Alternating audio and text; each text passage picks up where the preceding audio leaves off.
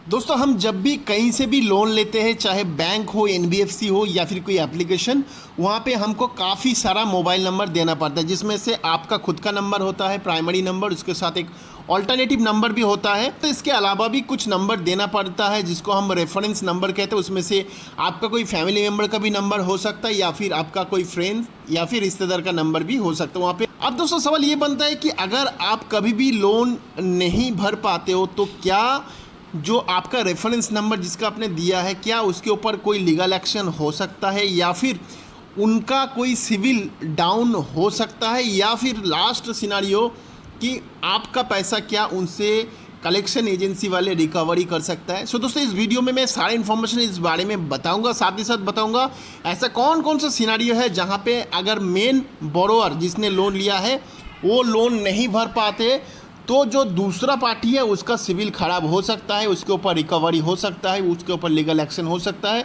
पूरा इस बारे में इन्फॉर्मेशन इस वीडियो में देने वाला हूँ। वीडियो होगा सुपर इन्फॉर्मेटिव। कंटेंट अच्छा लगता है तो लाइक बटन को जरूर प्रेस करिए, साथ ही साथ अगर मेरे चैनल पर नए हो चैनल को जरूर सब्सक्राइब कर लीजिएगा। तो चलिए दोस्तों बात करते हैं मेन टॉपिक के ऊपर। देखिए यहाँ पे 3 सिनारियो। सबसे पहला जो सिनारियो है जहाँ पे आप और साथ ही साथ आपका कोई और फैमिली मेम्बर, मतलब ब्लड रिलेटिव हो सकता है, आपका पिताजी, आपका भाई या फिर आपका वाइफ, दोनों मिलके लोन अप्लाई करें तो आप मेन बोरोअर है और आपका जो भी रिलेटिव या फिर जो फैमिली मेम्बर है वो होगा को एप्लीकेंट। तो इस सिनारियो में दोनों का डॉक्यूमेंट्स देना पड़ता है, दोनों का ही केवाईसी होता है, और अगर पेमेंट नहीं करते हो तो दोनों का ही सिविल खराब होता है, मतलब आपका प्लस जो को एप्लीकेंट होता है उनका भी। ठीक है। दूसरा सिनेरियो होता है दोस्तों कि आपने लोन लिया है लेकिन आपका एक गारंटर रहता है। कभी भी आप लोन डिफ़ॉल्ट कर जाते हो तो जो लोन गारंटर है उसके ऊपर आपका लोन का पूरा रिस्पॉन्सिबिलिटी चला जाता है। तो उस सिनेरियो में जो गारंटर होता है उसको लोन आपका रिपे करना पड़ता है, और अगर लोन रिपे नहीं हो पाता है तो दोनों का ही सिविल इस सिनेरियो में ख़राब होता है, और लीगल एक्शन वगैरह जो भी होता है, लोन रिकवरी सारा जो है आपके ऊपर प्लस जो गारंटर है, ये दोनों के ऊपर जो है हो जा। अब दोस्तों आता है तीसरा सिनेरियो जहाँ पे आपने लोन लिया है लेकिन आपके फैमिली मेम्बर या फिर आपके दोस्त वगैरह का जो नंबर आपने एज ए रेफरेंस दिया है। देखिए दोस्तों यहाँ पे आपने कोई भी डॉक्यूमेंट्स का केवाईसी का डॉक्यूमेंट्स आपके फ्रेंड्स या फैमिली मेम्बर का आपने नहीं दिया, ओनली आपने मोबाइल नंबर दिया। तो इस सिनेरियो पे कोई भी बैंक के पास या फिर एनबीएफसी के पास ये राइट होता ही नहीं है कि आपके दोस्त या फैमिली मेम्बर का सिविल वगैरह ख़राब कर सके।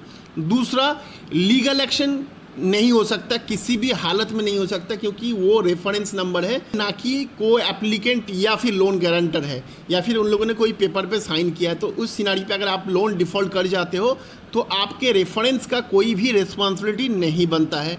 अब सवाल आता है लोन रिकवरी। बिल्कुल लोन रिकवरी सिनारियो में वो लोग जो है हेल्प कर सकता है कि अगर आप फ़ोन नहीं उठा रहे हो तो उनके पास कॉल जाएगा, लेकिन वो लोगों को धमकी देना, थ्रेटनिंग करना, ये सब करेगा तो आप उनके खिलाफ शिकायत दर्ज कर सकते हो और आपका नंबर वहाँ से रिमूव हो जाएगा, मतलब जो रेफरेंस नंबर का लिस्ट है वहाँ पे रिमूव हो जाएगा। लेकिन किसी भी हालत में ना ही तो रेफरेंस नंबर का सिविल खराब हो सकता है, ना ही कोई लीगल एक्शन, ना ही लोन रिकवरी का सिनारियो बन सकता है। रेफरेंस नंबर ओनली जो है उस सिनारियो में काम होता है जब आप मतलब मेन बोरोअर कॉल नहीं उठाते या फिर मोबाइल बंद कर देते, नंबर चेंज कर लेते, तो उस सिनारियो में just for help reference number की ज़रूरत पड़ती है। अदर कोई भी सिनारियो में रेफरेंस नंबर के ऊपर कोई भी प्रेशर क्रिएट नहीं कर सकता। सो दोस्तों आई होप आपको समझ में आ चुका होगा कि रेफरेंस नंबर, को एप्लीकेंट और लोन गारंटर का क्या क्या डिफरेंशियल होता है और कहाँ कहाँ पे लोन लेते वक्त अगर डिफ़ॉल्ट हो जाता है तो उसमें कौन कौन सा सिनारियो पे इम्पैक्ट होता है, कौन कौन सा सिनारियो में इम्पैक्ट नहीं होता है।